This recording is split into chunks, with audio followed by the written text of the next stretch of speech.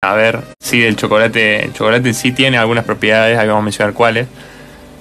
Retrotrayéndonos un poco a la película de lo que era Willy Wonka, Charlie la fábrica de chocolate, nosotros veíamos que el chocolate en general proviene del cacao, de esa semilla que se obtiene, por lo general en África es uno de los países donde mayor producción hay del mismo.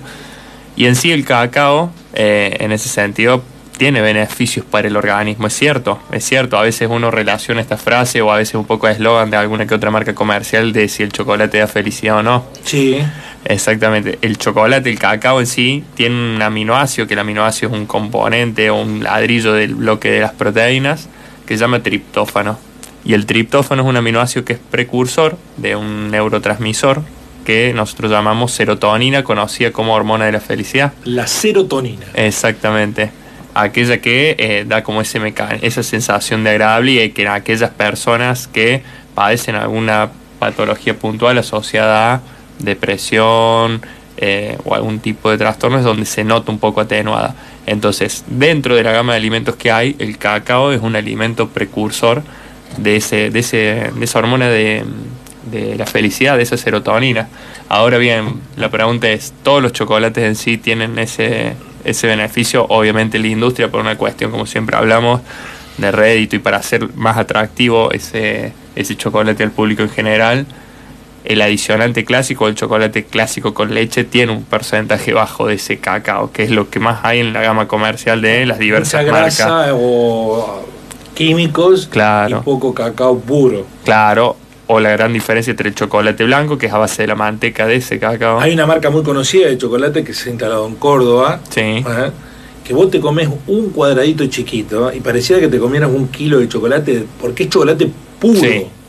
Puro chocolate. Se nota. La diferencia es notable. Se nota mucho en el paladar. Se nota mucho en el paladar la concentración. Cuando uno a veces dice las concentraciones que ahora las marcas más comerciales han pasado a sacar esos chocolates con mayor concentración de cacao, el 60, 70, 80. Si uno prueba cacao al 100%, es como bien vos decís, es súper invasivo a nivel de la boca. Y con un bocadito ya simplemente se basta. A veces hay que encontrar también una cuestión de gusto. Bueno. Pero en sí, ese tipo de chocolate es beneficioso para la salud en ese sentido. Tiene varias propiedades más, pero la más destacada... Siempre comiéndolo de manera racional, ¿no? Claro, bueno, ahora vienen todos los formatos, el chiquito, grandote, lazo, que es el... Claro. Sí. Bueno, así que la serotonina. La serotonina. Vamos con la serotonina. Y además el chocolate es más rico en invierno, no sé por qué, porque te debe dar alguna caloría. Y donde en verano no te da mucha gana de comer chocolate. Y bueno, pero es a veces cuando asociamos las comidas, las condiciones climáticas, también capaz uno en verano busca algo más fresco, y en invierno comidas un poquito más de temperaturas más cálidas por esa sensación de calor corporal. Vamos a su tema después de chocolatear un rato. ¿Cómo llevar adelante una alimentación equilibrada? Que para mí, yo ya sé lo que dice acá abajo. A ver qué. Hay que comer poco. No. Está bueno, eso fue una cosa que hemos hablado, pero está bueno como disparador porque a veces equilibrado uno a veces lo asocia a eso, pero también para mí equilibrado es ser flexible con lo mismo también. Uno a veces, o uno lo ve muy de afuera, de que capaz los profesionales que nos dedicamos a esta rama son súper metódicos con su alimentación, y al contrario, en ese sentido, era una de las cosas que a veces hablamos. Nosotros sabemos, conocemos, pero también somos flexibles, creo yo, en la mayoría de los casos, y le damos esa flexibilidad a la alimentación para que sea equilibrada. ¿Por qué traje este tema? Porque un poco a veces lo que se discute, que nosotros nos reímos, porque siempre decimos que es un gran depende, en mayúscula, como decimos, porque es equilibrado igual para todos o es equilibrado según el contexto para cada uno, en ese sentido. La alimentación equilibrada, la nutrición, es aquella que te dé lo que vos estás necesitando para ese momento de tu vida. No es lo mismo para nosotros a esta altura, no es lo mismo para una mujer que está transitando una etapa de embarazo o lactancia, no es lo mismo para un chico en ese sentido que está en una etapa de crecimiento y desarrollo, ni hablar cuando ya está en su primera infancia, en esos primeros 1000 días. Entonces, la alimentación equilibrada depende de lo que también el cuerpo en esos momentos necesita como crítico. Y dentro de eso, una de las cuestiones que traía es esa alimentación equilibrada, cómo es distribuida a lo largo del día. Es cierto eso de que esta frase tan instaurada de ir de más a menos, decir esto de desayunar como rey, almorzar como príncipe, cenar como medio, ¿es tan así, no es tan así? Depende mucho, primero, como siempre hablamos, del ritmo de vida de esa persona. Sí, lo que se ha visto, que en ese tipo de alimentación equilibrada, aquellas personas se ha estudiado que tienen ingestas por condiciones laborales o estilo de vida más grandes durante la noche, son aquellas más propensas al desarrollo de sobrepeso, obesidad, y en consecuencia lo que siempre hablamos de todas las patologías derivadas del síndrome metabólico, por una cuestión de que básicamente irrumpe con lo que hemos hablado programas atrás, con esos ritmos biológicos que tiene nuestro organismo para procesar los alimentos en ese sentido. Entonces, es así y no es tan así. Esa alimentación equilibrada depende de eso, lo que el cuerpo necesita justamente para ese momento. Siempre lo que buscamos dentro de esa alimentación equilibrada y adecuada a cada contexto es cubrir lo mínimo, lo que nosotros conocemos como requerimientos. Los requerimientos, lo que se aconseja que se cubra como mínimo. Cuando te dice el requerimiento de vitamina C es de tanto, es lo que el cuerpo necesita mínimo. Después está la recomendación por encima de ese requerimiento, por ejemplo. Y dentro de eso, a ver, como siempre hemos tratado, hoy en día también las cuestiones económicas limitan un poco estas cuestiones, de decir, la accesibilidad a los alimentos que tiene la población a nivel general, no solamente de Argentina, sino a nivel mundial.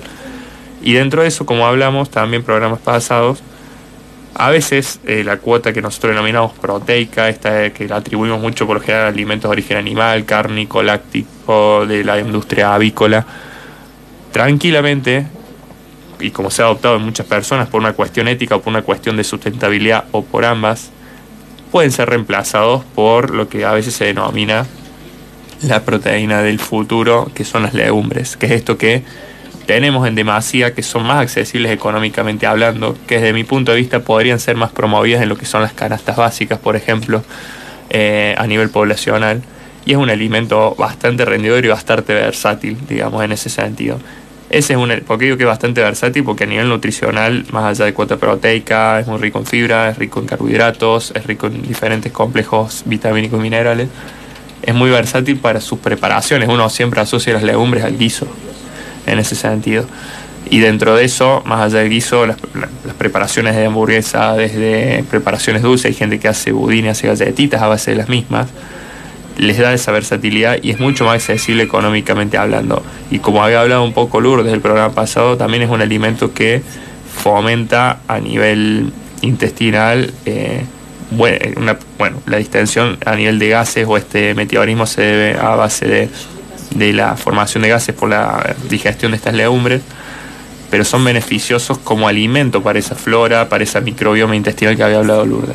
Entonces la alimentación equilibrada es eso, es aquella que la misma requiere, y dentro de la misma también requiere ser flexible, y coincido con esto del principio de los grandes, que habías mencionado, estos pilares que mencionaba los grandes médicos, son lo que nosotros hoy en día más remarcamos, porque es lo básico, es el sol, la exposición solar, que es algo que hemos perdido por nuestro ritmo de vida, el tema del descanso, algo tan poco valorado al día de hoy por también cuestiones laborales, ritmos de vida, trabajadores nocturnos en ese sentido, la alimentación, que por una cuestión de industrialización y cómo se fue cambiando la vorágine en casa, pasó de ser de esa preparación casera de nuestros abuelos, bisabuelos, tatarabuelos, en ese sentido algo más industrial por cuestiones de tiempo, en ese sentido. Entonces muchas veces esto que hablamos de todo lo que no sabemos que consumimos dentro de los alimentos, toda esta gama de aditivos que desconocemos de qué se trata, es lo fundamental. Y también está bueno ser flexible dentro de esa alimentación. A mí una vez, en modo de broma, un amigo de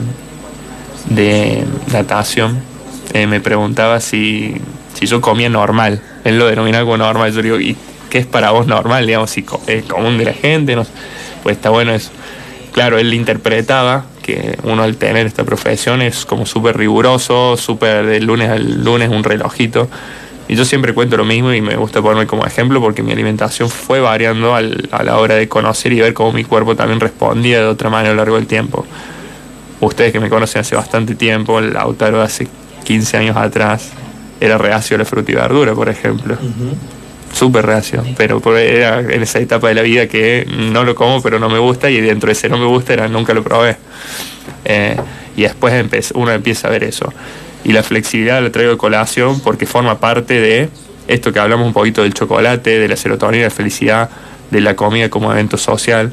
La comida forma parte de nuestra cultura de eso social y lleva también a tener una alimentación equilibrada. Si no tenemos esa cuota social donde nos reconforta, nos saca un poco de esta rutina, de todo esto que hablamos, a veces todo lo que nos da felicidad, todas estas hormonas, estos disparadores, neurotransmisores, a veces se encuentran atenuados, y es donde, por más de que a través de los alimentos encontremos estas opciones, y decimos sí, son precursores de, pero si no lo favorecemos de nuestro ambiente, de nuestro contexto, es muy, muy difícil que nuestro estado anímico salga a flote, por así denominarlo.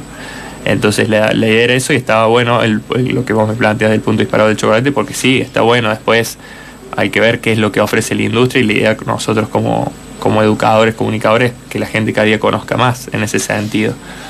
Sí, es interesante porque siempre terminamos en el lugar de la educación para una alimentación sana, ¿no? Que cuando uno tiene la información, el conocimiento y se cree el hábito desde chico, es muy difícil que se pierda de grande, ¿no? Exactamente. Muy difícil. Es muy difícil. Donde uno está chico siempre es mucho más permeable a todo, aprender destrezas deportivas, aprender de todo un poco en ese sentido.